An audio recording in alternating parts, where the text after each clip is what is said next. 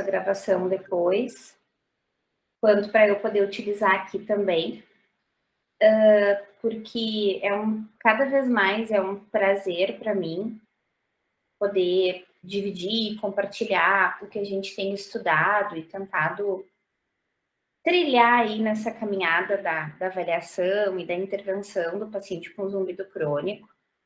Eu fiquei muito, muito, muito feliz com o convite da professora Elisângela, agradeço a presença de vocês e a professora Kelly também por estar aqui conosco. É um prazer poder fazer trocas com os colegas da Uncisal, que eu admiro muito cada vez mais. Então, estou muito, muito, muito feliz de poder estar aqui com vocês. Se sintam super à vontade, assim, para perguntar o que vocês quiserem, me interrompam, não precisa eu falar tudo e vocês me perguntarem no final, como vocês quiserem, podem ir falando comigo. Então, essa união de Universidade Federal de Santa Maria, com a Uncisal e com o Laboratório de Audição e Tecnologia, com o GEAC, que é o meu grupo de Eletrofisiologia da Audição e Avaliação Comportamental aqui de Santa Maria, é uma união que me alegra muito. Então, obrigada mesmo mais uma vez por nós podermos estar aqui. Então, a ideia hoje, eu entendi que o convite nasceu do programa de residência, né, da Uncisal, e daí outros alunos também foram convidados. Eu fiquei super feliz de saber do programa da residência daí, porque os alunos brincam comigo que eu sou a prof que adora mandar os alunos embora, né? Mandar embora daqui de Santa Maria para poder explorar novos horizontes. Então, muito feliz por vocês terem o programa aí. Então, para vocês me conhecerem um pouquinho melhor, para quem não me conhece, eu sou professora aqui da Universidade Federal de Santa Maria, no curso de graduação e no programa de pós-graduação. Então, eu faço orientações em nível de mestrado e doutorado. Essas são as áreas que eu trabalho, tanto no ensino quanto na pesquisa, na assistência, na extensão, nos projetos de extensão. E atualmente a gente tem buscado compartilhar muito conhecimento com base em evidências, né? Tanto no nosso Instagram quanto no nosso canal do YouTube. Antes de vocês chegarem, eu estava contando para a Rayane como que nasceu essa função do canal do YouTube, que nós precisávamos ter os links para disponibilizar as aulas quando a pandemia fez com que as nossas aulas se tornassem virtuais, né? E eu estava voltando da licença maternidade, meu Deus, como é que eu vou fazer tudo isso? E no fim criamos o canal e eu resolvi tornar o canal aberto para todo mundo que queira ir lá e aproveitar os conteúdos que hoje a gente muitas vezes cria materiais para o canal e muitas outras coisas que eu tenho de aula eu aproveito e coloco lá para compartilhar com outros colegas que já formaram há algum tempo e estão fazendo reciclagem ou estão estudando para alguma situação. Igual agora a Rayane contou que estava estudando para residência e ela olhava as aulas e ajudava. Então, a ideia é essa, é conseguir compartilhar conhecimento.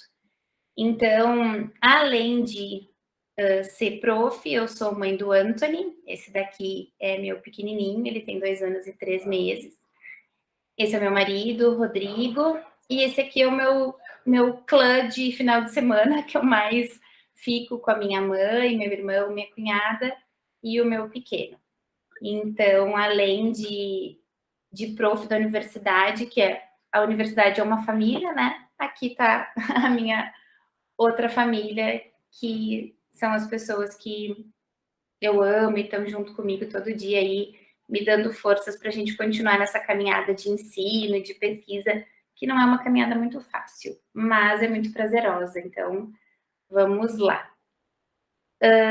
Para vocês entenderem como que eu entrei nessa função do zumbido, como é que eu me relacionei com o zumbido, eu quero contar para vocês rapidamente essa minha trajetória, porque o zumbido não é uma coisa que normalmente, assim, os profissionais desejam estudar, têm prazer em aprender. É uma coisa que eu percebo até nos meus alunos no grupo, nos alunos que estão comigo, que tem uns que fogem, assim. Ai, prof, deixa eu ir para o processamento, deixa eu ir para a sala da eletrofisiologia. Então, como que começou esse meu relacionamento com zumbido e por que que eu gosto tanto? Eu me formei aqui no UFSM em 2004, aqui no Rio Grande do Sul. Fiz especialização aqui e nessa época eu já comecei a querer entender melhor o zumbido quando eu recebi os pacientes para fazer adaptação de aparelho auditivo e o zumbido não ia embora mesmo com amplificação sonora.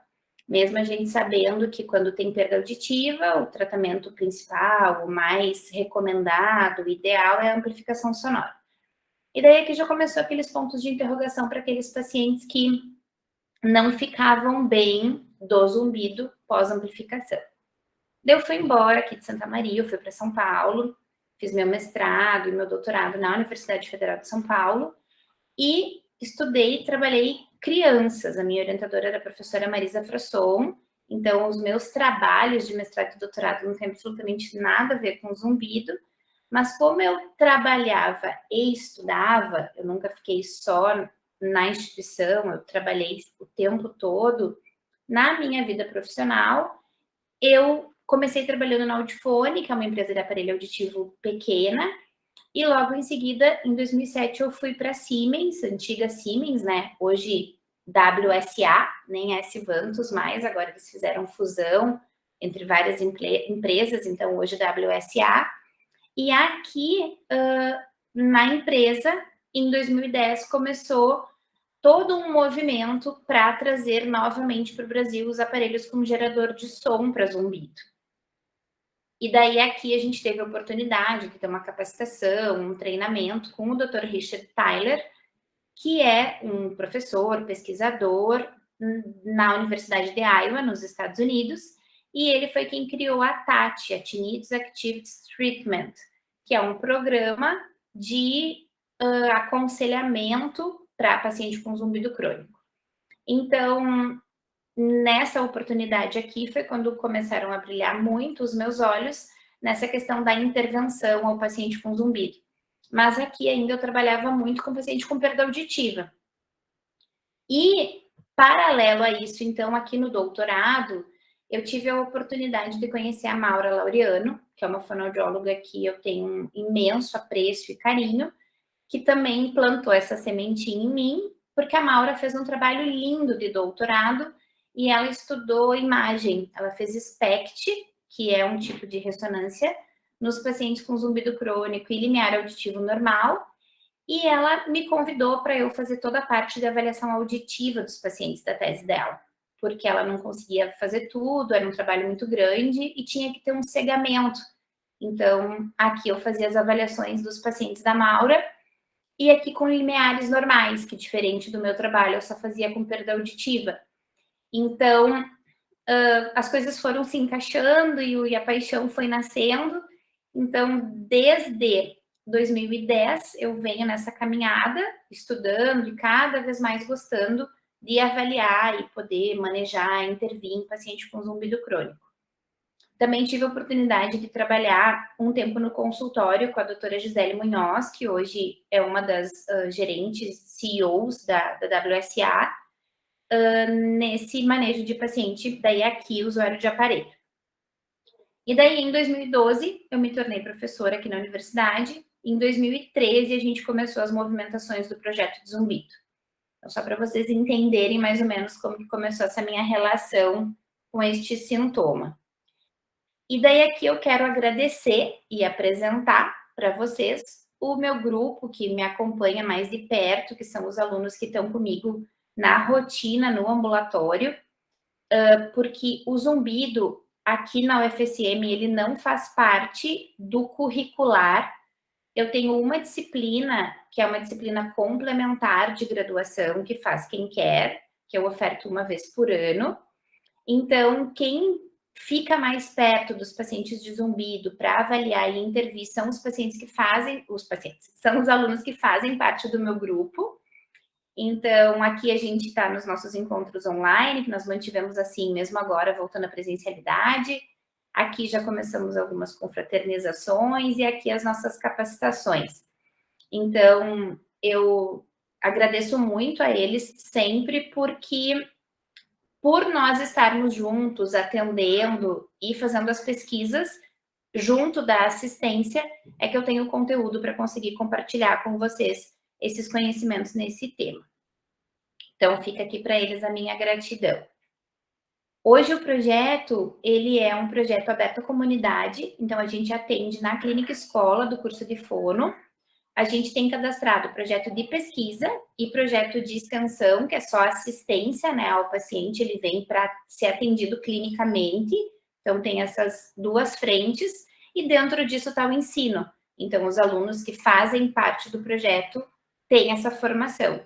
Então, percebam que hoje tem 12 graduandos, então não é um número grande de graduandos, 2 mestrandos e a professora sou eu.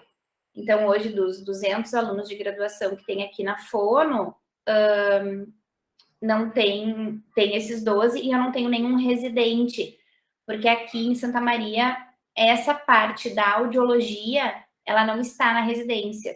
E eu não faço parte da residência, não tenho tutoria, então, esse é o grupo que está trabalhando hoje.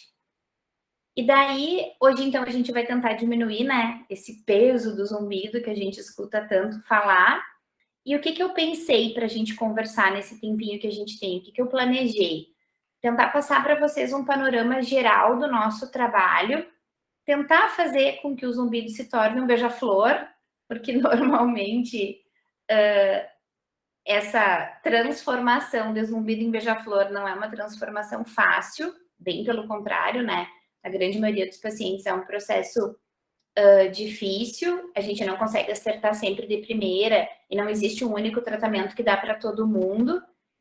Então, eu quero passar para vocês hoje, nessa 1h30, mais ou menos, que a gente vai conversar, esse panorama geral do nosso trabalho, que envolve TCC, mestrado e doutorado dentro de uma rede de assistência. Então, é isso que eu queria que ficasse claro para vocês. Existem as pesquisas, existem, mas existe uma rede de assistência. Então, não é todo paciente que vai para a pesquisa. Ele vai se ele se enquadra e se a gente acreditar que ele pode se beneficiar com aquilo, porque a nossa prioridade é que o paciente realmente fique bem e saia do projeto, do ambulatório, do nosso atendimento melhor de alguma forma. Se nós não conseguirmos dar conta de todas as demandas, a gente faz os encaminhamentos para físio, para psicólogo, para psiquiatra, para otorrino de volta, mas a gente tenta dar uma assistência de alguma forma. Então, para começar, né, a gente precisa falar que som é esse. O que é o zumbido? O zumbido é um som que não é um doce como um mel, infelizmente, que quando ele é percebido pelo córtex auditivo e ele é memorizado e se torna um som desconfortável, é porque ele ativa no cérebro muitas áreas, não só áreas auditivas, e isso faz com que mude todo o funcionamento do cérebro, que é o tal da mudança do mapa tonotópico cortical e o novo network cerebral que o zumbido cria no cérebro do paciente. Então, é isso que a gente precisa tentar recriar, é isso que a gente precisa tentar desfazer com todas as possibilidades de intervenção que cabem a nós enquanto fonoaudiólogos. Muda tudo, muda todo esse funcionamento.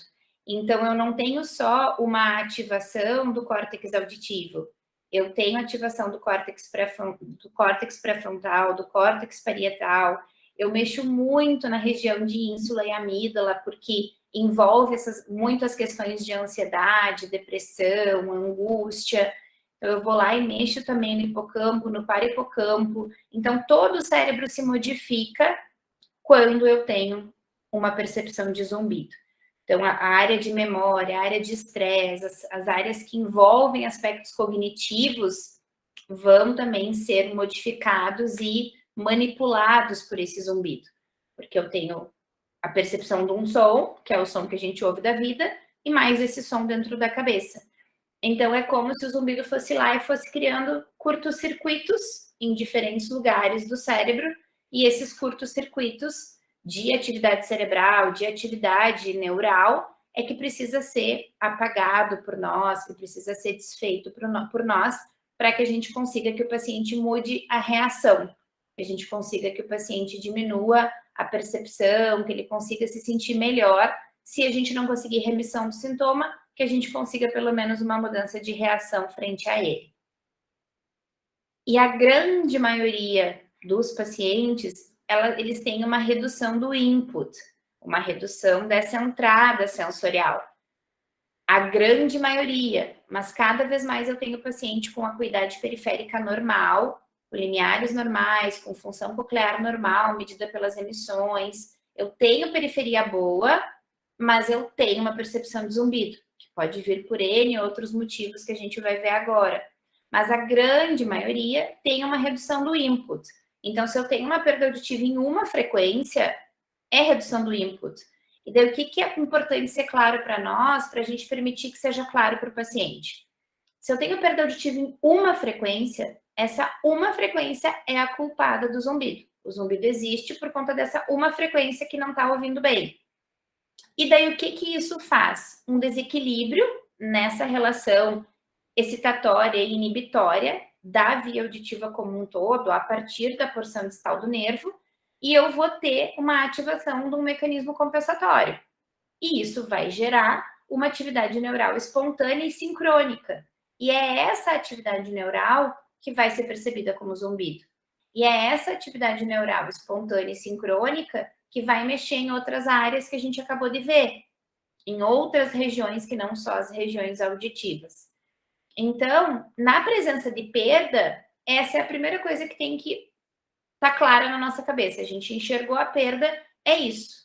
Eu tenho um mecanismo compensatório, porque eu tenho redução do input, e mudou a atividade neural. Gerou uma atividade extra ali, abriu uma outra porta de atividade neural sincrônica e espontânea, que vai incomodar quando ela for guardada, memorizada lá naquela região do hipocampo e parahipocampo. E é para esse paciente que memorizou, guardou e que está sofrendo que a gente trabalha e tenta desfazer toda essa percepção e todo esse incômodo. E daí a gente tem na literatura cada vez mais que o número de pacientes com zumbido só aumenta, agora no pós-Covid ainda mais.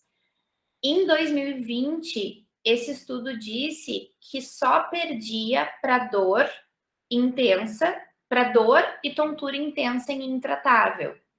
Hoje eu confesso para vocês que eu tenho dúvidas, assim, eu não sei se perde. Cada vez mais a gente recebe paciente com zumbido e essa função do pós-Covid também mudou muito os números e aumentou muito esse sintoma, por toda a questão do processo que o Covid faz no sistema auditivo e vestibular. Então, eu acabei de comentar isso com vocês, né? Aqui a gente tem, então, uma frequência com perda auditiva e essa uma frequência com perda auditiva pode ser, então, a dona, ela é, então, a dona da culpa. A culpa é dessa perda. Mas agora, o que faz esse cérebro sofrer com esse zumbido é o que a gente tem que entender. Porque tem inúmeros pacientes que têm perda auditiva e não tem zumbido, que o zumbido não incomoda. Aí vem o nosso papel de ser sensível e empático para querer, desejar entender o que está acontecendo na vida dessa pessoa para conseguir ajudar com esse zumbido. E a literatura fala para a gente dessa importância. Esse texto de 2018, ele é muito bacana, porque ele traz toda esse detalhamento da fisiopatologia do zumbido subjetivo, do que eu resumidamente falei para vocês agora sobre essa questão do mecanismo periférico e do mecanismo central. E além dessa explicação desses mecanismos, do que acontece nesse sistema, o texto traz os gatilhos, o que gera gatilho, por que o paciente sofre com o zumbido e o que faz a manutenção desse sofrimento. Então, esse texto, que Heider e colaboradores, então, é esse daqui, ele traz para a gente essas reflexões. Tá bom, eu tenho um paciente que tem limiares normais, função coclear normal, eu não tenho nada que me traz que me faz pensar num problema de audição periférica de redução do input. Tá, então o que traz o gatilho para o zumbido? É uma questão muscular, metabólica, vascular, emocional. E se o gatilho é muscular, eu não consigo desligar e desconectar esse zumbido porque eu tenho uma manutenção feita por um problema metabólico, por exemplo. Então a gente tem que fazer essas conexões do que gerou, qual foi o gatilho que desencadeou esse sofrimento, esse desconforto, e além de entender qual foi o gatilho, por que esse gatilho é mantido. E esse reloginho aqui do lado é porque esse texto e outros inúmeros textos trazem o quanto a questão do tempo é importante. A gente tem que, com serenidade, correr atrás do tempo. Porque quanto maior o tempo de percepção do zumbido, mais ele faz essa raiz no cérebro e mais difícil é da gente conseguir reduzir o sintoma ou fazer remissão dele. O nosso objetivo é fazer remissão, mas se nós não conseguirmos, se a gente conseguir reduzir a percepção, a gente já fica feliz, a gente já está no lucro.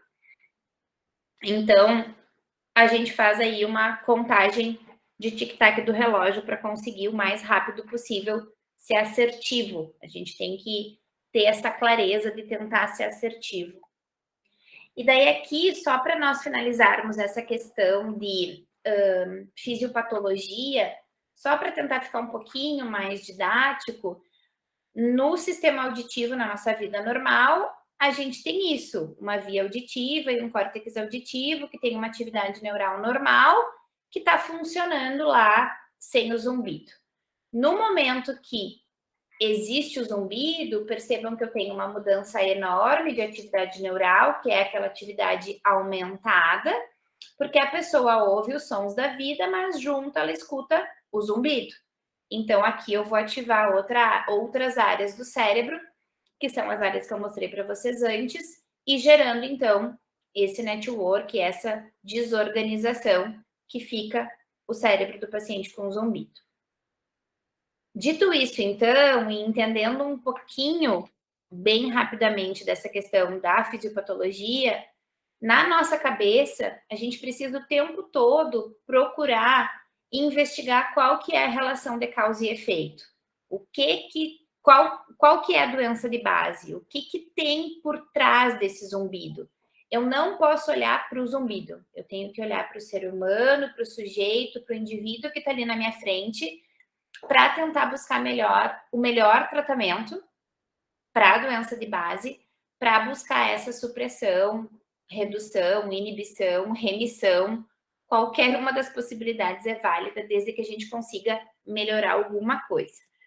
Porque a gente está falando de um sintoma. E se a gente está falando de um sintoma, não existe sintoma que não tenha cura. E isso a gente escuta muito de otorrinos que compram a causa do zumbido. A doutora Tani é um grande nome, né? Tani Gan Sanches, o Ítalo Medeiros, que é um outro otorrino que eu admiro muito, que tem essa bandeira, que não existe sintoma que não tenha cura. Então, se a gente não conseguir tirar totalmente esse som, a gente vai suprimir, vai inibir e vai conseguir tentar melhorar alguma coisa na vida desse paciente. É isso que a gente tem que ter em mente. E daí, quando nós pensamos em todas as possibilidades do que causa zumbido, é um universo. As causas auditivas são as que são mais do nosso chão, por nós sermos fonoaudiólogos, e a gente conhece melhor. E daí, o que cada vez mais a gente percebe? Que as causas não auditivas, as para-auditivas, são as que estão ganhando muito mais espaço. Então, os pacientes que, por exemplo, têm ansiedade, depressão, alto nível de estresse, alterações de questões metabólicas, de insulina, de nível glicêmico, de deficiência de vitamina D ou zinco, anemia, hipertensão, hipo ou hipertireoidismo, que fica todo mundo aqui dentro dos distúrbios metabólicos, tem ganhado muito mais espaço. O paciente que sente zumbido e a gente consegue fazer uma relação com alguma dessas questões. DTM, muito também. Os distúrbios do sono. Agora no inverno, aqui no sul principalmente, começa um número gigante de rinopatia alérgica. Fibromialgia, tem aparecido muitos pacientes com esse diagnóstico e uma percepção de zumbido incapacitante. Uso de medicamentos para dormir, ansiolítico, antidepressivo, também muitas vezes desencadeiam um zumbido, apesar desses medicamentos também serem utilizados no tratamento. Então, daí a gente precisa muito de uma conversa boa com o psiquiatra, com o otorrino, para entender tudo isso. Mas esse é o panorama que a gente percebe que tem crescido muito. Então, quando que a gente sabe que a gente fez uma boa investigação e que a gente olhou para tudo que tinha que olhar? A gente olha para tudo isso. E provavelmente aqui eu esqueci de colocar alguma coisa. Mas é para olhar para tudo, para o paciente como um todo. Se não for assim, a gente tem grande chance de não ter sucesso. Se a gente olhar só para as questões auditivas, talvez o paciente vá embora dizendo que a gente foi mais um fonoaudiólogo que ele consultou e não deu certo. Então, visto essa questão do todo, a gente tem que pensar nos subgrupos. Eu recebi meu paciente, eu vou fazer uma super avaliação que eu já vou contar para vocês mais ou menos como é que a gente conduz. E os subgrupos de zumbido quais são? O paciente que tem perda auditiva, ele vem para cá. Seja em uma frequência, ele é o paciente que tem zumbido do subgrupo auditivo e que pode ser amplificado por outros fatores. Então, o paciente, por exemplo, tem perda auditiva, mas também tem uma tensão gigante na região, na cintura escapular, nessa região do cabeça e pescoço, que quando a gente faz a pesquisa e a manipulação da busca de nó muscular, que é o que a gente chama de pesquisa do zumbido somatosensorial, a gente encontra um monte de nó nessa região. Pescoço, o ombro, aqui na entrada já para a cabeça. Então, é um zumbido auditivo, mas que também tem uma influência somatosensorial. Ou também pode ter uma influência metabólica, por hipertensão, diabetes, deficiência de vitamina D, vitamina B12, tudo isso influencia. Eu posso ter limiares normais, função coclear normal, mas ter um monte de alteração metabólica. E isso ser o que está causando esse zumbido amplificado, desconfortável, que está lá incomodando. Mas a imensa, gigante e esmagadora maioria dos pacientes tem uma questão emocional muito grande, um fundo emocional gigante, que vem acompanhado de estresse, ansiedade, depressão, redução de qualidade de vida, má qualidade de sono, que tudo isso também gera problema metabólico. Daí vai alterar cortisol, vai alterar serotonina, que são os hormônios que a gente faz as medidas, né? Que a gente não, que é feita a medida quando o paciente faz exames laboratoriais, exames de sangue. É difícil, muito difícil colocar o paciente num subgrupo só, mas a gente precisa ter essa clareza do que está fazendo esse sintoma ficar tão ruim, tão enraizado, nunca esquecendo do zumbido vascular, que é aquele zumbido pulsátil que bate junto com o coração, que daí a gente vai precisar bastante de uma avaliação do cardio e de exames de imagem solicitados pelos médicos. E esse zumbido pulsátil, que é aquele que bate junto com o coração, ele também pode ser muscular. Então, aqui talvez a gente precise da ajuda do fisioterapeuta, porque a gente não tem todo o conhecimento para essa soltura muscular na região de cabeça e pescoço. A gente entende mais dessa soltura muscular na região de face, que é quando a gente trabalha com as técnicas de MO, de motricidade oral. E o zumbido não pulsátil pode aparecer no emocional, no metabólico, no auditivo, que daí esse não pulsátil é a chuva, o chiado, o grilo, que tem N possibilidades aqui. Então, nessa luta contra o tempo, que eu comentei com vocês agora, eu quero contar para vocês o caso de uma paciente D. Ela chegou para a gente recentemente, ela tem 42 anos, ela é professora, ela é mãe, ela é esposa, então ela tem uma demanda gigante de tudo, de todos os lados. E ela tem uma perda auditiva em 6 e 8 mil hertz, eu não coloquei o laudo todo aqui, mas ela tem curva timpanométrica do tipo A, reflexo presente, e a gente não fez todas as avaliações audiológicas nela ainda. Emissões presentes, curva A, reflexo presente, e é isso. E ela chegou com uma EVA nota 10. O zumbido é incapacitante, me incomoda, e há 20 anos ela luta com esse zumbido. Ela fala que parece um apito dentro da cabeça, às vezes ela percebe bem nítido nos dois ouvidos, mais num, mais no outro, mas a percepção é que está dentro da cabeça.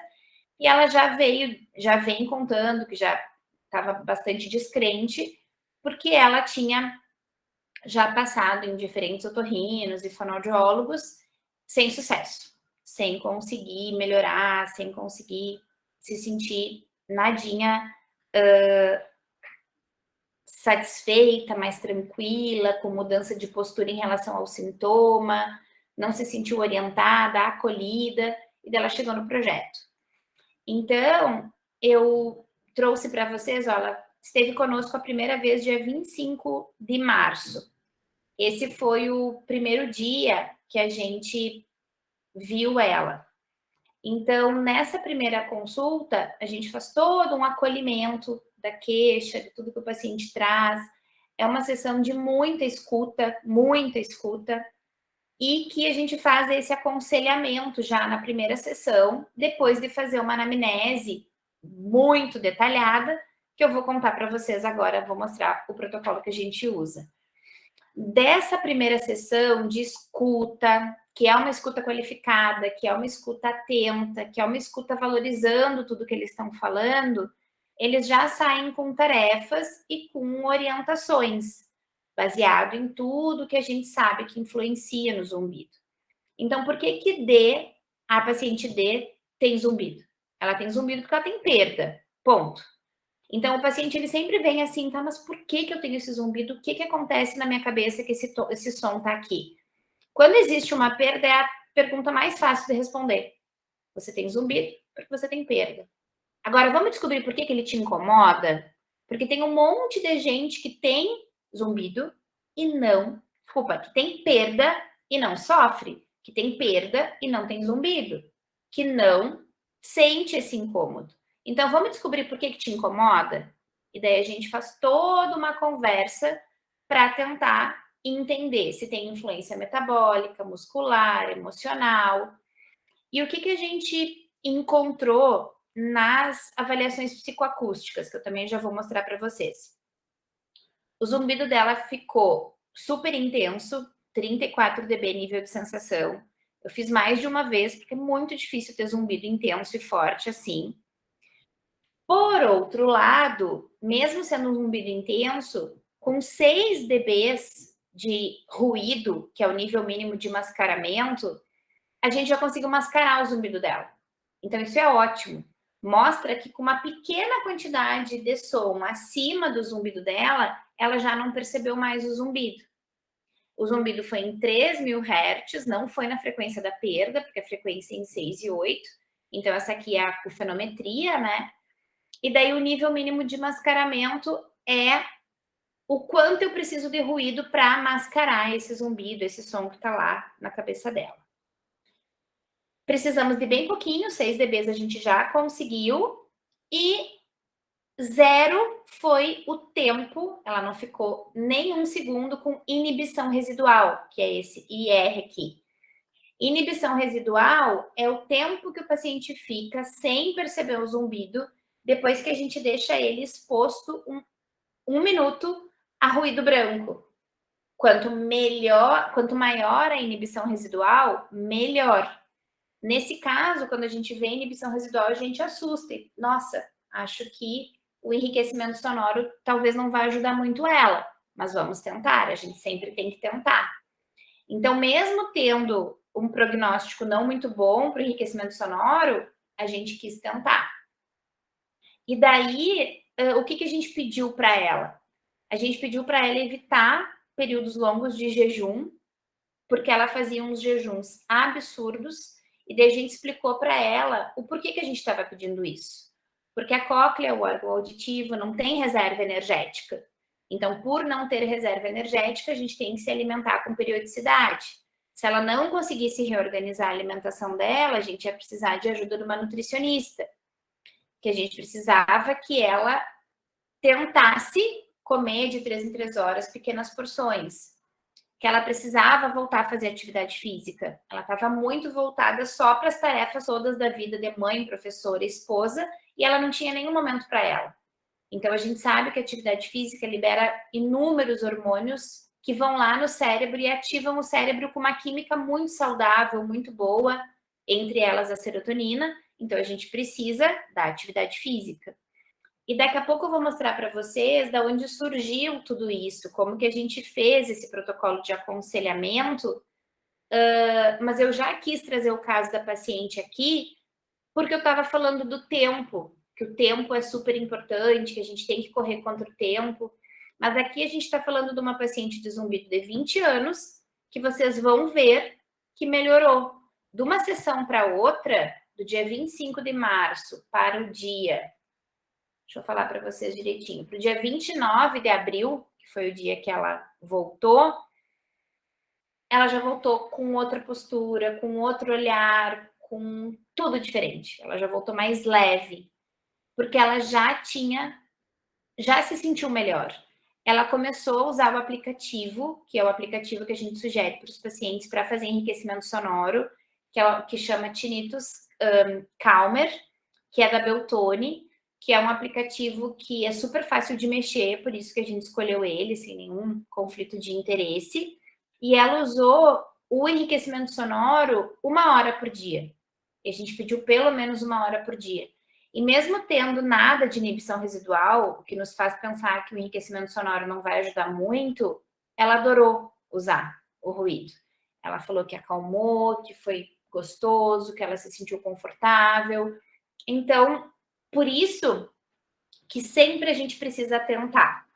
Esses procedimentos de medidas psicoacústicas, eles servem para nos organizarmos, nós, enquanto clínicos, para pensar no prognóstico, para pensar o que eu vou ter de tratamento, o que eu tenho de expectativa do tratamento, se eu usar enriquecimento sonoro ou se eu não usar.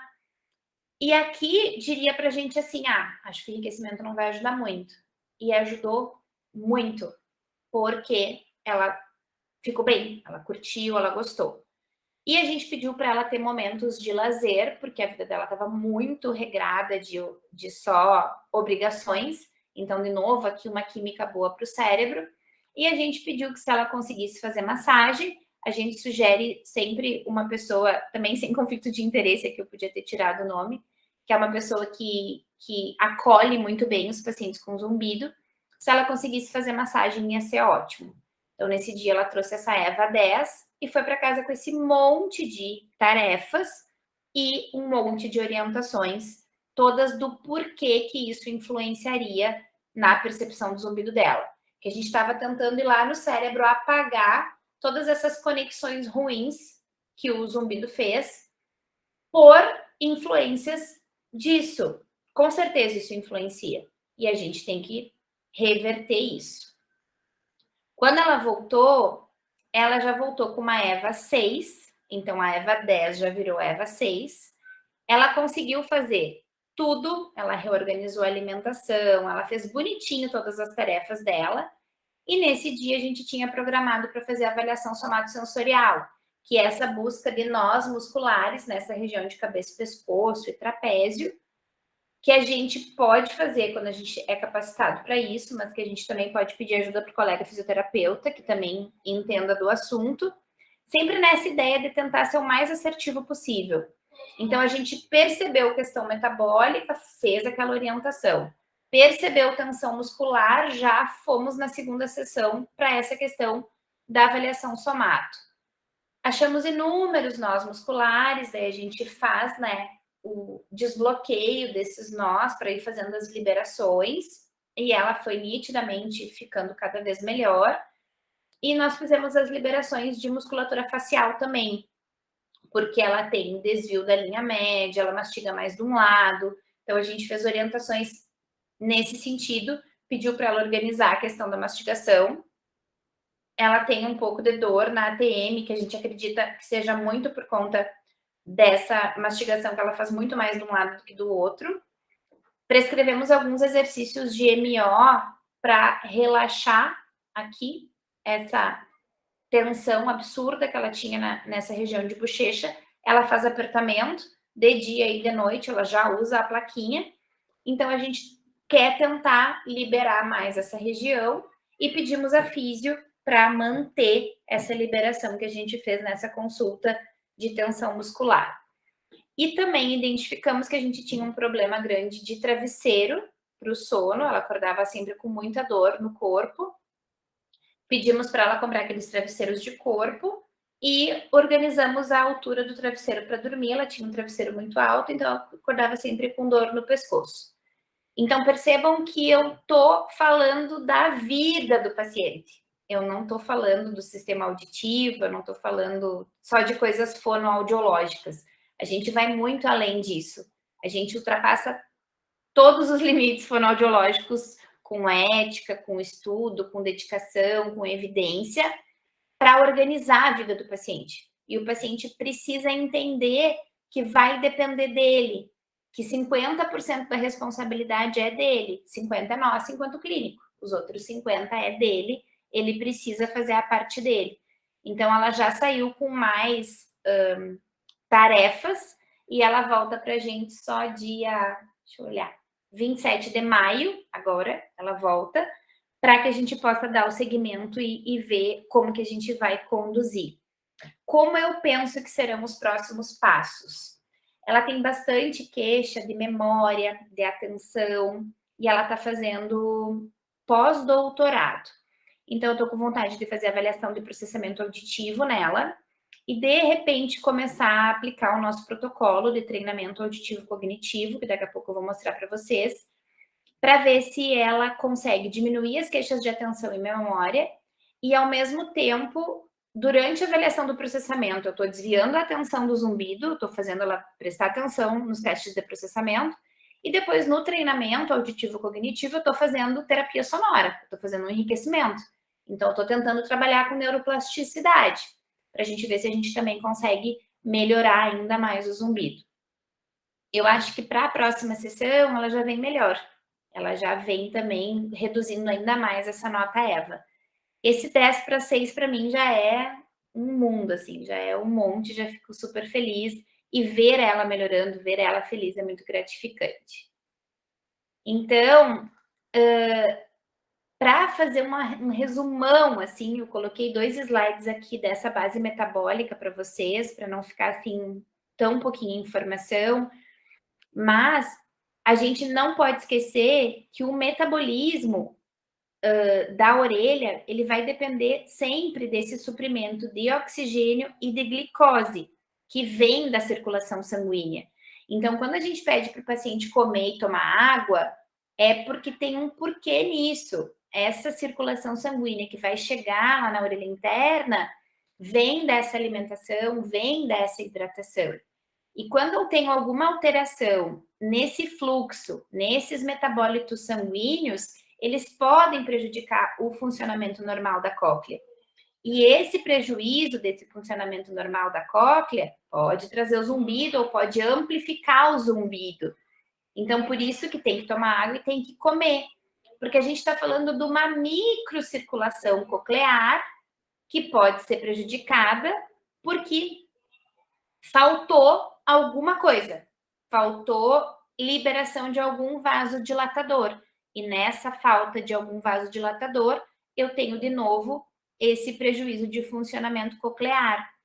E quando a gente tem esse prejuízo, principalmente ali na membrana, nas células ciliadas externas, tem uma redução dessa motilidade, e essa redução de motilidade, então, faz um aumento na rigidez celular.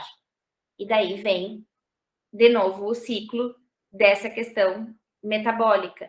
Então, eu tenho que pensar que para tudo isso funcionar, para eu não ter redução de motilidade, para eu não ter problema de rigidez, os níveis de gordura, de cálcio, de ferro, ferritina, tem que estar tudo muito controlado. porque isso vai impactar diretamente no metabolismo da orelha interna. E a mesma coisa quando a gente pensa nos níveis de glicose, insulina, vitamina D, zinco, vitamina B12. Tudo isso, quando a gente olha para o órgão auditivo, a gente tem que pensar que essas estruturas cocleares e labirínticas, principalmente a estria vascular, ela tem uma atividade metabólica muito intensa. E se ela tem atividade metabólica intensa, ela precisa de fonte para alimentar essa atividade metabólica. E se a orelha interna não tem reserva de energia, a orelha interna vai precisar, então, de oxigênio, de glicose, para poder manter esse potencial endococlear. E tudo isso se modifica e eu não tenho oxigênio e glicose suficiente se eu tenho hiperglicemia, hipoglicemia, deficiência de algum deficiência de algum desses itens, seja vitamina, seja zinco, tanto na hiper quanto na hipo. E isso tudo pode gerar, por exemplo, uma hidropsia endolinfática, pensando numa questão bem auditiva, né, numa patologia bem auditiva. Então, eu fiz aqui um resumão dessa base metabólica, só para ficar um pouquinho mais claro para vocês o porquê do tomar água, o porquê do se alimentar, que eu acabei de comentar dessa paciente D. E daí aqui eu trouxe um artigo para vocês, para nós não esquecermos nunca do que as evidências atuais têm nos dito, né? Do quanto o zumbido realmente é o som do estresse e é contra isso que a gente está lutando e por isso que precisamos de conhecimento nesse sentido. E daí, nessa corrida contra o tempo, eu brinco sempre com os alunos que tem que ser uma corrida com serenidade, né? Não pode ser uma corrida que a gente desespere o paciente, porque eles vêm com uma ansiedade muito grande, a gente tem que segurar a nossa, apesar de saber que muitas vezes não vai ser fácil. E como que a gente se instrumenta, né? O que a gente precisa? A gente precisa de muita alegria, sorriso no rosto, assim, porque não são pacientes fáceis, são os pacientes que demandam bastante da gente. Tempo é fundamental para explicar, para orientar, para acolher, para ouvir. Resiliência, para entender que o caminho que a gente traçou nem sempre vai dar certo, que a gente tem que tentar de novo. Muito amor no coração. Nunca a gente consegue fazer nada sozinho. É um trabalho em equipe. A grande maioria dos pacientes vai precisar de outros profissionais que não só da gente. Então, isso nos demanda uma inteligência emocional importante. Paciência e querer fazer a diferença. Se nós não quisermos fazer a diferença, eu brinco sempre, nem entra na onda do zumbido, nem deixa o zumbido entrar na tua vida se tu não quiser fazer a diferença. Porque daí é mais uma pessoa que vai ir para a listinha do paciente de que ele tentou e não deu certo, que ele procurou e não teve sucesso. Então, nesse sentido, eu ouço muito essa pergunta, prof, mas aonde que eu vou estudar? Como que eu faço? Por onde eu começo? Qual que é o guia? Não existe um lugar hoje. Hoje a gente está no Brasil num panorama muito parecido do que foi publicado nesse artigo europeu, que foi publicado em 2019. Esse estudo ele resume como, assim, eu acho que hoje no Brasil a gente está muito como diz esse trabalho, que na maioria dos países a gente não tem diretrizes para manejar o paciente com zumbido crônico, faz isso, não tem receita de bolo até porque ela não existe. As práticas clínicas, elas variam drasticamente, então os profissionais manejam muito diferente, o que é muito ruim. O discurso profissional tem muita desigualdade, mas eu penso sempre, e concordo muito com esses autores, que isso nos traz a oportunidade de introduzir padrões, de criar diretrizes e guias. Então, eu confesso para vocês que aqui mora um sonho muito grande meu, que é uma coisa que a gente tem tentado trabalhar para isso, dentro de tudo que a gente faz no grupo, para conseguir contribuir mais com os fonoaudiólogos que querem comprar essa causa junto com a gente. E aqui tem um estudo, um artigo, que vai muito ao encontro disso, nessa tentativa de trazer experiências e evidências de um grupo brasileiro que é um grupo gigante, tem vários autores aqui, como vocês podem perceber, que é um estudo muito conversando com médicos, mas serve para a gente também. E eles trazem, então, como que eles abordam, qual que é o manejo deles de paciente com zumbido e hipersensibilidade auditiva. E daí, para quem desejar, assim, ser luz e ser diferente na vida do paciente com zumbido, a gente sabe que ele sempre vai chegar ou para o otorrino ou para a gente enquanto fono, independente de onde ele chegar, sempre o paciente vai fazer audiometria. Sempre, sempre, sempre. Audiometria e medidas de imitância acústica é o exame que o paciente sempre faz. Nesse sentido, eu acho que aqui mora uma oportunidade muito grande para quem deseja atuar nessa área para começar no dia da audiometria, já fazendo orientações, acolhimento. E se não dá para fazer no dia da audiometria, independente do serviço ser público ou privado, buscar uma forma de ter uma agenda só para retorno desses pacientes com zumbido. Olha, hoje eu fiz o seu exame de audição, eu percebi que você tem um zumbido que te incomoda, então deixa eu tentar te ajudar. Olha, você volta nesse dia, nessa hora, e aqui a gente vai conversar só sobre o seu zumbido. Então, aqui pode ser um jeito de começar, um ponto de partida, fazendo acolhimento e fazendo orientações e fazendo o paciente voltar. Porque hoje o que ainda acontece muito, infelizmente, são os pacientes fazerem exames auditivos com nossos colegas fonoaudiólogos, não receberem orientações nem da gente enquanto fono e nem do médico. Então fica aquele paciente que fica perdido e que ainda ouve que não tem o que fazer, o que é uma grande inverdade, né? Porque o que fazer tem um monte, muito a fazer. Então, eu quero mostrar para vocês como que é o nosso modelo de anamnese. A gente tem uma anamnese realmente comprida, assim, onde a gente pergunta tudo para o paciente em relação ao histórico do zumbido, frequência, intensidade, se ele já fez algum tratamento, se tem alguma coisa que diminui ou piora o zumbido, se tem outros sintomas associados, se já teve Covid, se fez outros tratamentos médicos, se tem hábitos alimentares inadequados, se tem alguma questão comportamental que incomoda, se não dorme bem, se tem outras queixas de ansiedade, depressão, se tem outros diagnósticos de doenças metabólicas, hormonais. A gente pergunta sobre o fluxo intestinal do paciente, que é super importante, porque precisa urinar e evacuar normalmente, é uma limpeza metabólica. Como que o paciente se sente em relação à memória, processamento auditivo, e daí aqui já tem as informações que somos nós que fizemos em relação à EVA, o Tinnitus Handicap Inventory, que é o questionário de zumbido, e as medidas psicoacústicas, que eu vou comentar um pouquinho mais. Então, feita a anamnese, esse acolhimento, a gente tenta seguir esse fluxo. O paciente é acolhido, a gente tenta identificar o subgrupo, aquele que eu mostrei para vocês. O aconselhamento todos recebem, que é esse protocolo onde eles recebem as tarefas e a gente vai acompanhando e modificando as tarefas mediante as necessidades. Se vai ser mensal, quinzenal, semanal, vai depender muito do que o paciente traz.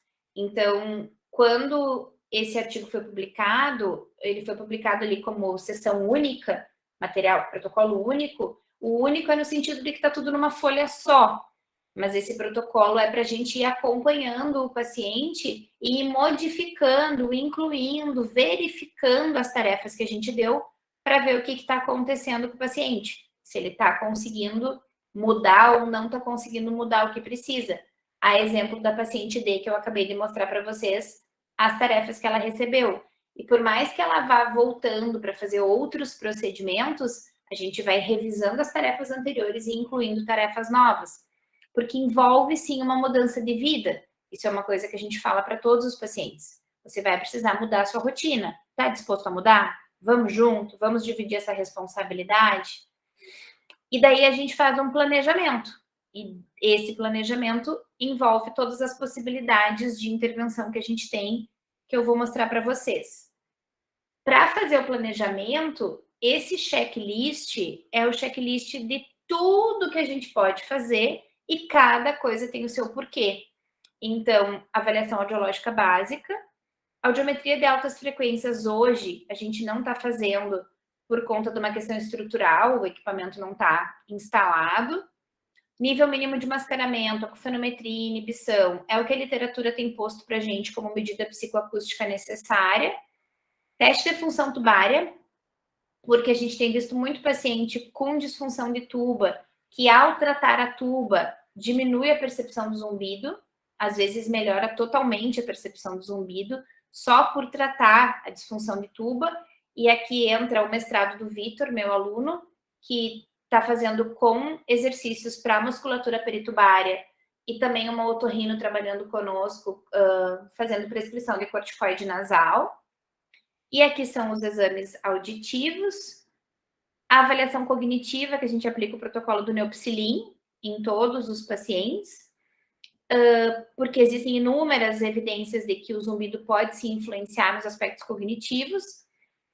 Fizemos avaliação de MO por conta dessa questão de musculatura de face e já descemos para a cintura escapular para ver o zumbido somatosensorial e ver se a gente tem nó na região de cabeça e pescoço.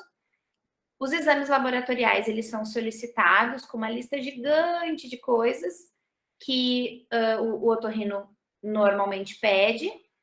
Aqui também a manobra de rotação de cabeça e o ponto gatilho é nessa linha do zumbido somato, de procurar os nós musculares e tentar desmanchar. E quando a gente precisa encaminhar para alguém, a gente também já anota aqui. Então, tudo isso é o que a gente pode fazer nos pacientes na ideia de pensar num paciente como um todo. Michele, vou fazer tudo em todo mundo? Não. A gente vai fazer o que o paciente precisa, mas a gente precisa juntar o maior número de luzes possível, de informações possíveis, para conseguir ser o mais assertivo nessa escolha de tratamento, de manejo. Das medidas audiológicas e psicoacústicas, se a gente for pensar no panorama ideal e perfeito, esse seria o que é sugerido pela literatura mais recente. Então, diferente do básico aqui, né? Áudio e logo a gente faz sempre, curva timpanométrica e reflexo também. Reflexo a gente tem que tomar cuidado só com a intensidade, para não fazer numa intensidade muito elevada, evitar o modo automático do equipamento. Altas frequências é muito bacana, ajuda muito, mas tem aquela questão da normativa, né? Que o ideal é acompanhar o paciente ele como ele mesmo, ou ter a normativa do equipamento.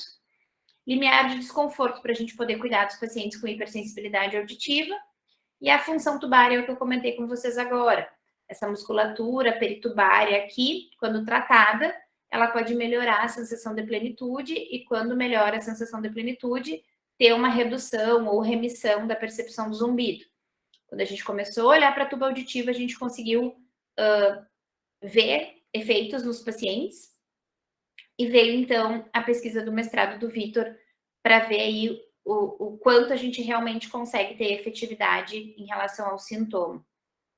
Dentro dos eletroacústicos e eletrofisiológicos, aqui o panorama ideal. Hoje a gente só não faz supressão das emissões, por uma questão de estrutura também, a gente não tem o ruído pertinho da emissão, mas emissão PAT, potencial de longa, a gente faz em todos os pacientes, tanto para ter um diagnóstico mais detalhado da via auditiva, quanto para monitoramento, caso a gente consiga, caso seja um paciente que vá fazer alguma intervenção com terapia sonora, seja treinamento auditivo ou terapia sonora com o aplicativo.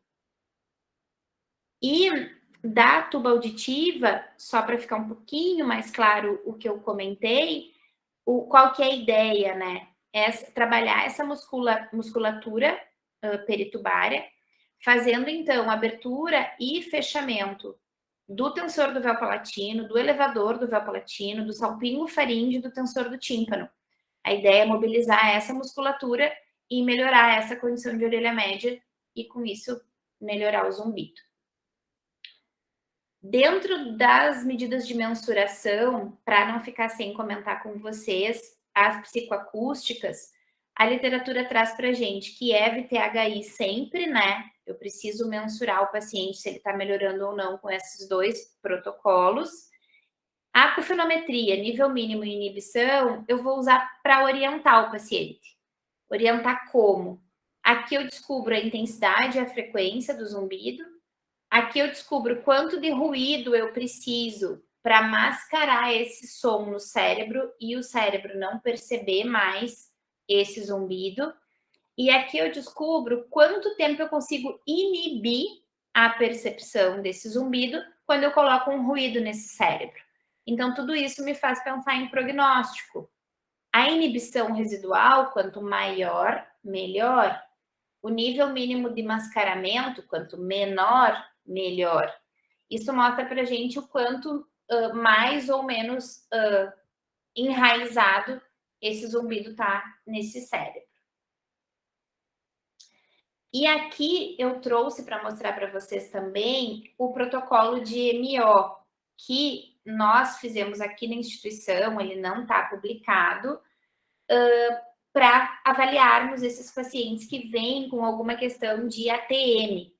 Então, a gente pergunta se o paciente tem dor na ATM, se tem cansaço para mastigar, dor de cabeça, se tem estalo, se tem crepitação, se é do mesmo lado do zumbido, se tem preferência de lado para mastigar, que eu comentei com você da paciente D, que mastiga mais do lado direito.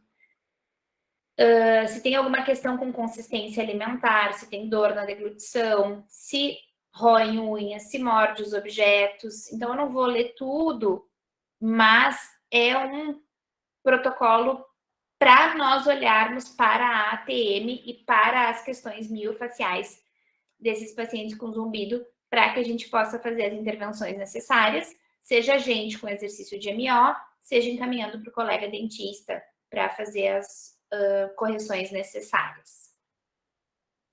Então, percebam que a gente fica o tempo todo, né, cuidando do todo, e que se nós não cuidarmos dessa totalidade, corpo, mente e espírito, não vai dar certo com o paciente de zumbido crônico. A gente precisa olhar para esse todo para conseguir mais sucesso.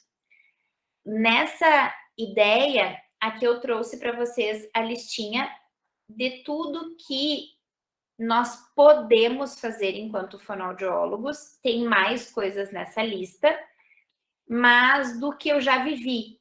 Então, aqui no ambulatório, na nossa rotina, nós já vivemos o aconselhamento, que está lá em cima, porque eu acho que ele realmente ajuda muito. Eu ouço assim dos colegas, mas não dá para fazer milagre. Não dá para fazer milagre com aconselhamento, mas dá para ajudar muitos pacientes, dá para mudar muita coisa. Que são aquelas tarefas da paciente D, que eu acabei de mostrar. O enriquecimento sonoro, com o uso do APP, treinamento auditivo cognitivo, acupuntura e osteopatia craniana foram o doutorado de uma aluna minha, fisioterapeuta, Carol Veloso. O treinamento auditivo cognitivo foi o TCC de duas alunas que acabaram de terminar, elas estão escrevendo o TCC. O enriquecimento sonoro do APP, eu não comentei, a gente não tem nenhum trabalho com ele agora, mas existe um plano, um desejo futuro para o mestrado de uma aluna, da Dani Tesseli, para estudar melhor, com mais detalhes, essa questão do enriquecimento sonoro pelo APP. A suplementação com extrato de açaí foi o doutorado da Sheila, uma aluna que fez doutorado, tanto a Carol quanto a Sheila, eu fui co-orientadora, não fui orientadora principal. Terapias alternativas, todas essas, né? Práticas integrativas complementares em saúde, todas estes daqui estão na lista das PICs. Barra de axis, auriculoterapia e neuromodulação. Esses dois últimos aqui, eu ainda não tenho formação. A formação em aurículo eu faria semana passada e não deu certo. Mas estou caminhando para. Então, quem tem formação em aurículo e neuromodulação é o meu mestrando. Então, ele que está nos ajudando um monte no projeto nesse sentido. Então, aqui é o que nós vivemos aqui, o que eu vivi, o que nós vivemos, nós enquanto grupo de pesquisa, ensino, assistência, extensão. Mas tem mais um monte de coisa que pode ser feito, né? Então, quando a gente ouve, o paciente chegou dizendo que o médico disse, que a fono disse que não tem o que fazer. Tem um monte de coisa, só que a gente faz aqui, tem 9. Então, essas são as nossas possibilidades de intervenção que a gente está vivendo. Existem N outras na literatura. E daí, nessa linha, a primeira coisa que a gente faz é dividir com o paciente a responsabilidade, que é o que eu comentei com vocês antes. A gente fala, olha, vamos junto, 50% para cada um, vamos lá. E daí vai fazendo o acompanhamento das tarefas, e vai manejando as tarefas, e vai acrescentando o que tiver que ser acrescentado clinicamente. Eu trouxe para vocês aqui os resultados do TCC da Cassie e da Brenda, que ele foi um recorte da tese de doutorado da Sheila, e aqui as meninas só recortaram os resultados dos pacientes que fizeram escuta. Eles tiveram um acolhimento e uma escuta qualificada, eles não receberam nenhuma intervenção, e percebam que a média do THI, que é o questionário que mede o desconforto do paciente com zumbido, diminuiu muito. E o que eu gosto muito de dizer aqui é que esses resultados, ou melhor, a grande maioria dos resultados de intervenção, eles sempre mostram que nada dá certo para todo mundo. Então, alguém diminuiu muito, mas alguém piorou. A média melhorou, isso nos alegra, mas alguém piorou. O que nos faz refletir, opa, não dá sempre para todo mundo. Então, nesse caso, o acolhimento ajudou. A gente percebeu tanto pelo THI quanto pelo BAI, que é um questionário que avalia ansiedade, então tivemos redução dos níveis de ansiedade e tivemos redução na escala EVA, mas naquela prerrogativa, né? Alguém melhorou muito, diminuímos a média, mas teve um aumento de variabilidade também.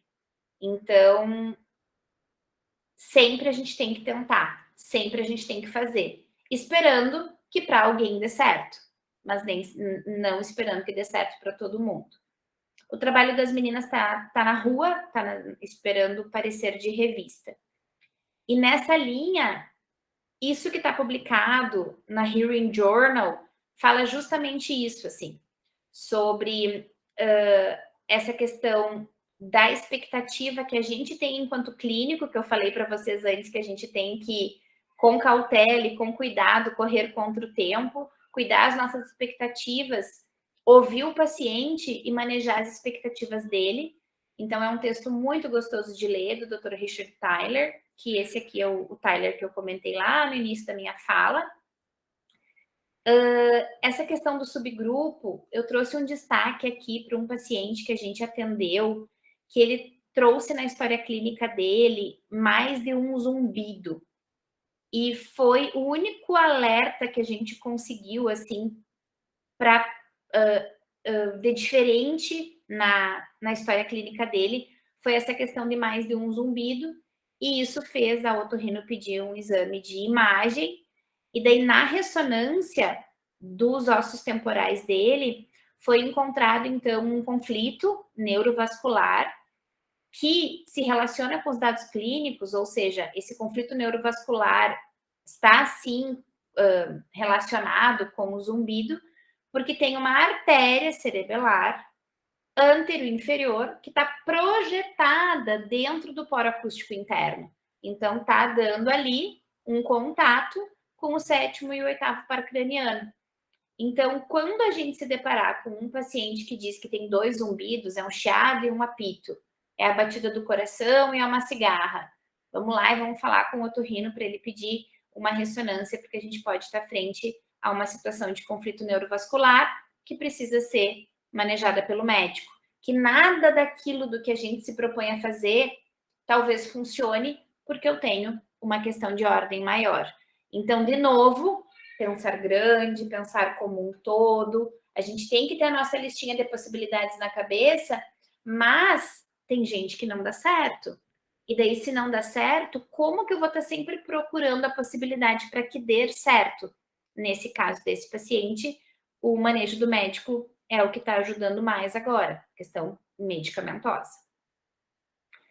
E daí o aconselhamento que eu mostrei para vocês antes da paciente D, ele é o desfecho do doutorado do mestrado da Rúbia, que foi minha mestranda, hoje é minha doutoranda, que está estudando práticas integrativas complementares em saúde.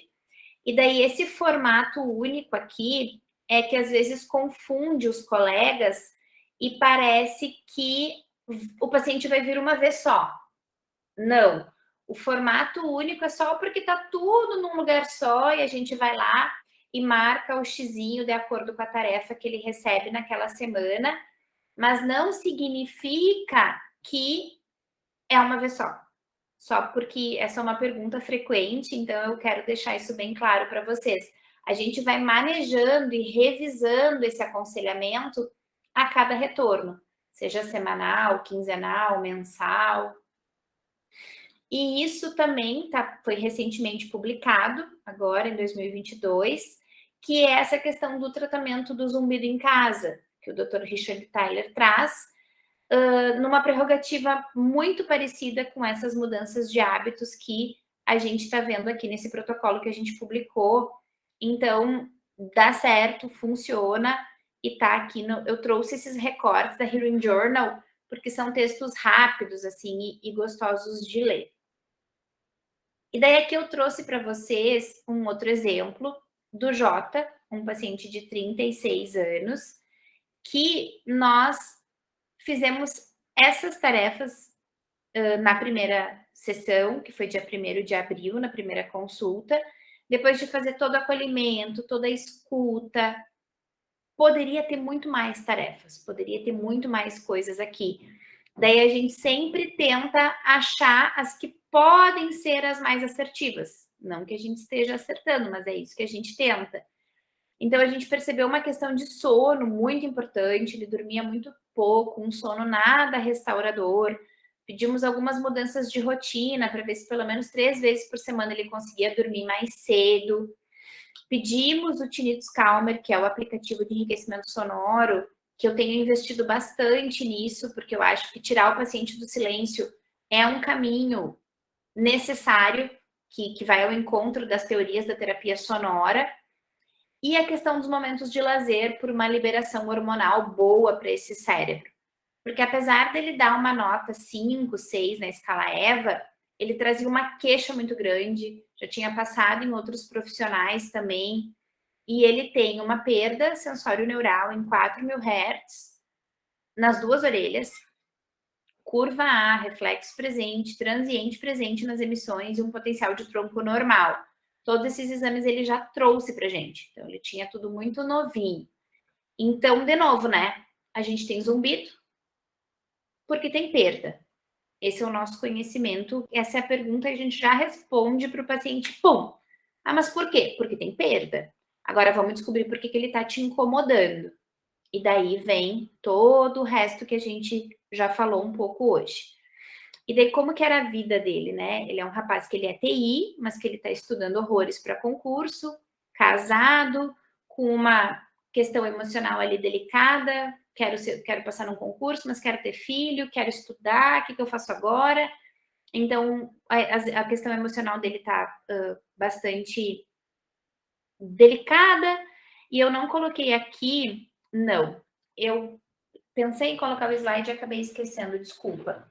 Ele já fez retorno conosco, e em função de eu estar comentando com vocês essa questão das emoções estarem bastante delicadas, ele trouxe outras questões de saúde e ele fez todos os exames laboratoriais, todos. Então, ele está com alteração de cortisol. Deixa eu abrir aqui para eu não falar errado.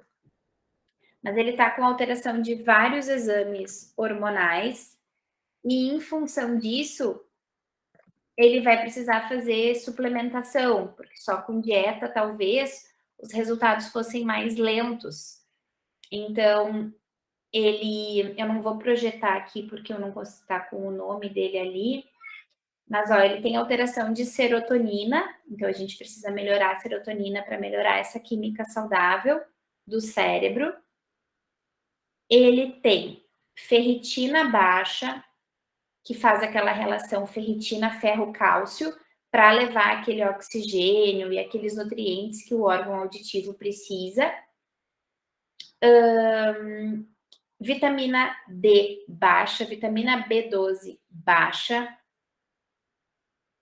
zinco baixo, ferro, na relação ferro-ferritina baixo, glicose um pouco elevada. Então, com tudo isso, já dá uma bagunça metabólica e já pode fazer com que esse zumbido gere uma proporção cerebral maior em função do que a gente já comentou dessas questões metabólicas. Então, eu pedi ajuda para uma colega Nutri na questão da suplementação e ela me ajudou e fez as prescrições para ele. E ele já tinha um planejamento nutricional de antes, que ele nunca tinha seguido, mas que agora ele resolveu que vai seguir por conta de tudo isso. Porque esse é o tipo de paciente que, se a gente não organizar as questões metabólicas, de novo, não vai adiantar a gente fazer tudo que a gente pode fazer de intervenção se esse metabolismo ficar assim. Então, ele veio conosco, deixa eu dizer a data para vocês. Essa primeira consulta foi dia 1º de abril. Daí a outra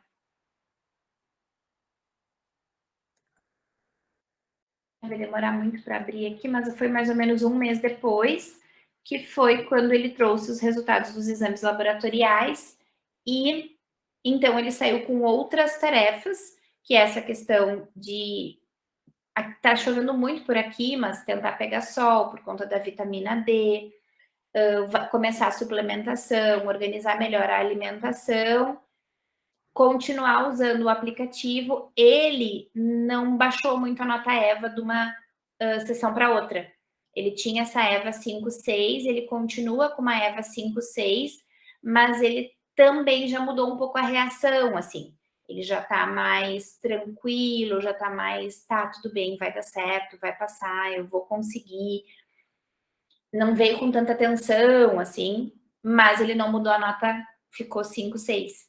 Então, um caso que melhorou, um caso que não melhorou tanto, e assim a gente vai indo, os de mais sucesso e os de menos sucesso.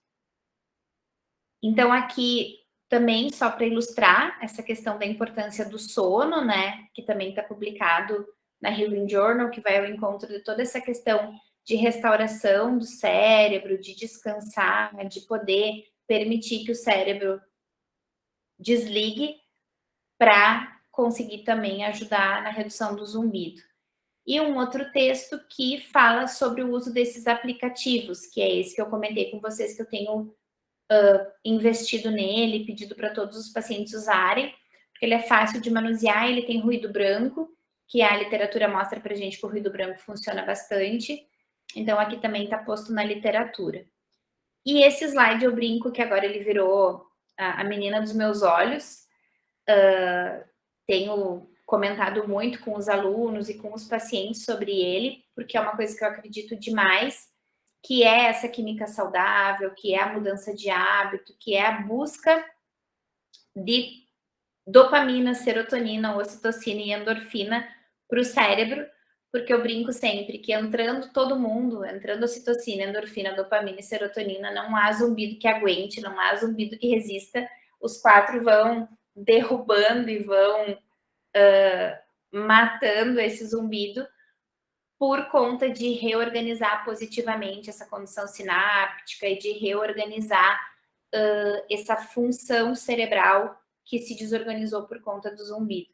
Então, aqui tem alguns exemplos, né, de situações que geram esses hormônios bons e que são fundamentais.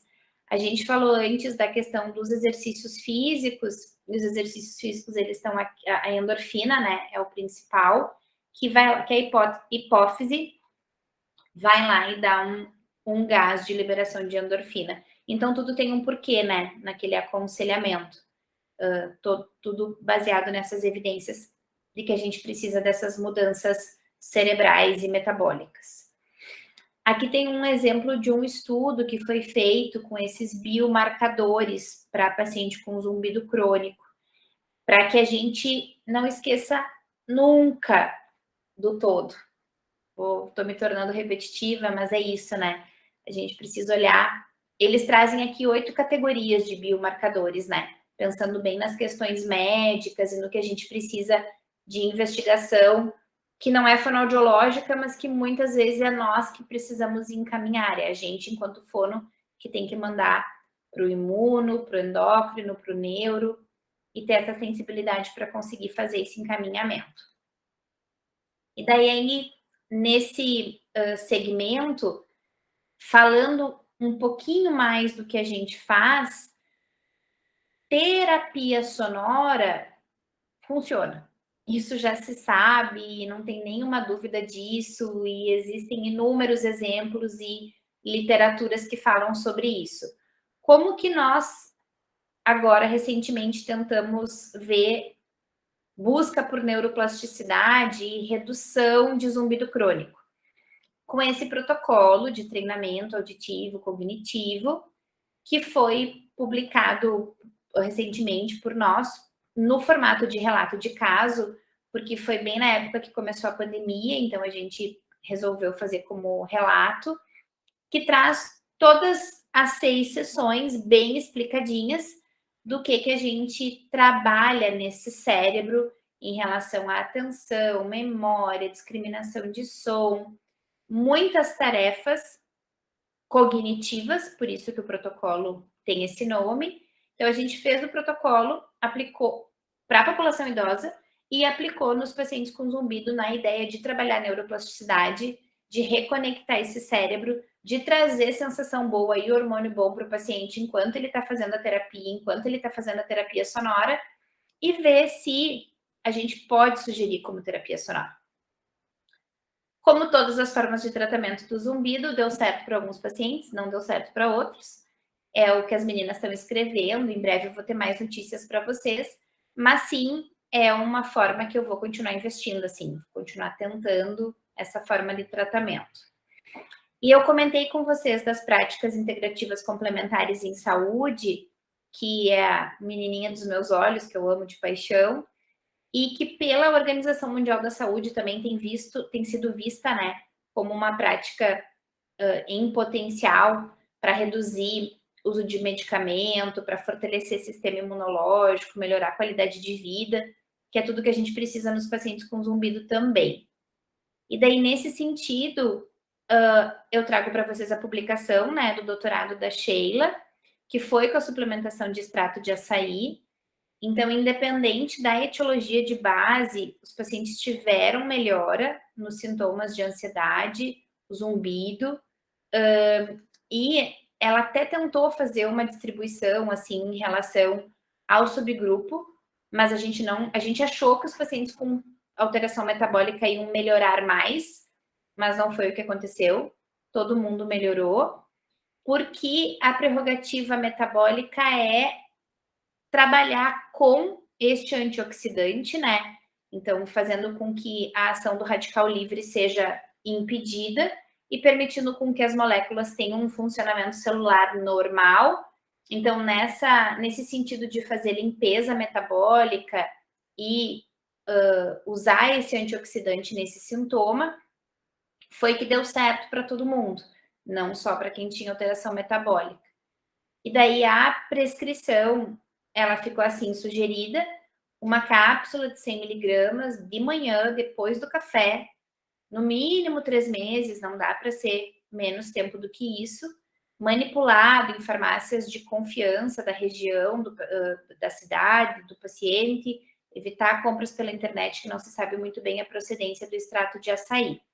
Então, a ideia aqui é essa questão de limpeza celular mesmo, da ação do antioxidante, que pode ser ampliada e fortalecida por outros alimentos, né, que também tem essa ação antioxidante, morango, laranja, kiwi, feijão, as hortaliças mais verdes, tudo isso ajuda muito.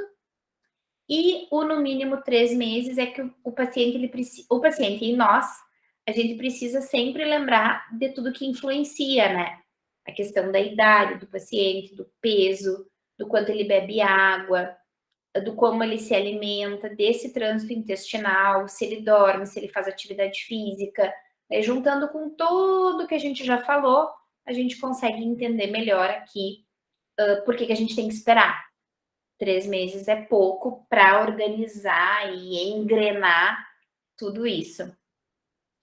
E daí aqui eu trouxe para vocês o trabalho da Carol, que foi com osteopatia craniana, então, ela também fez essa publicação também foi em formato de estudo de caso, em função dessa questão de que não dá certo tudo para todo mundo, depende muito de cada paciente, mas muitos pacientes melhoraram com a osteopatia, a acupuntura já tem inúmeras evidências. E aqui é só uma fotinho para ilustrar, né, a osteopatia. E aqui como que funciona a auriculoterapia, que o Vitor tem feito, e a gente vai investir bastante na aurícula agora com os nossos pacientes. Tem também bastante evidência. Esse é o Vitor. O Vitor tem um equipamento que faz neuromodulação, então ele também tem feito nos nossos pacientes.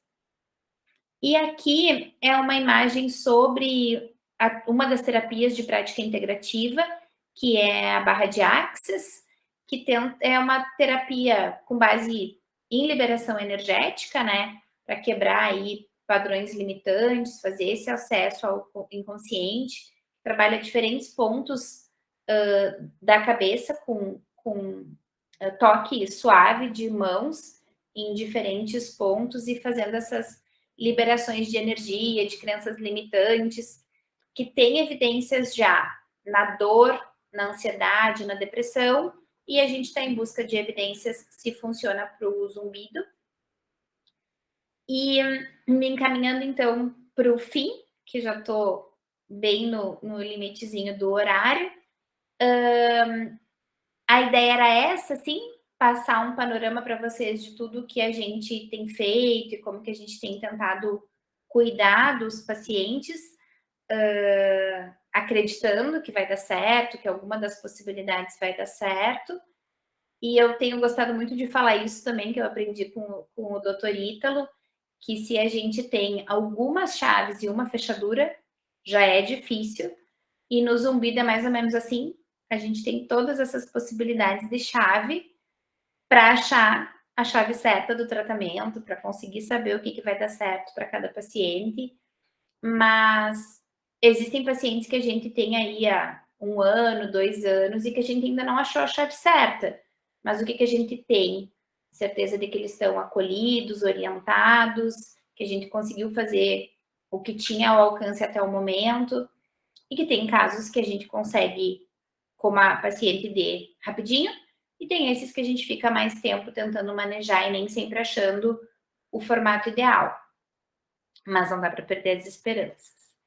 Então, eu acredito muito que quando a gente acredita, já tem metade do caminho percorrido, né? E que a gente vai muito, muito, muito mais longe quando a gente acredita no tratamento e acredita na cura. Então, eu quero agradecer mais uma vez, gigantemente, assim, o convite para partilhar com vocês essa nossa vivência, essa nossa experiência. Fica aqui o meu contato de e-mail, mais uma vez os nossos canais de rede social aí, que a gente tem os materiais, na ideia de estar sempre compartilhando e tentando contribuir nessas linhas de processamento, potencial, zumbido e também audiologia básica, né? Tudo começa na audio básica. Obrigada, muito obrigada mais uma vez.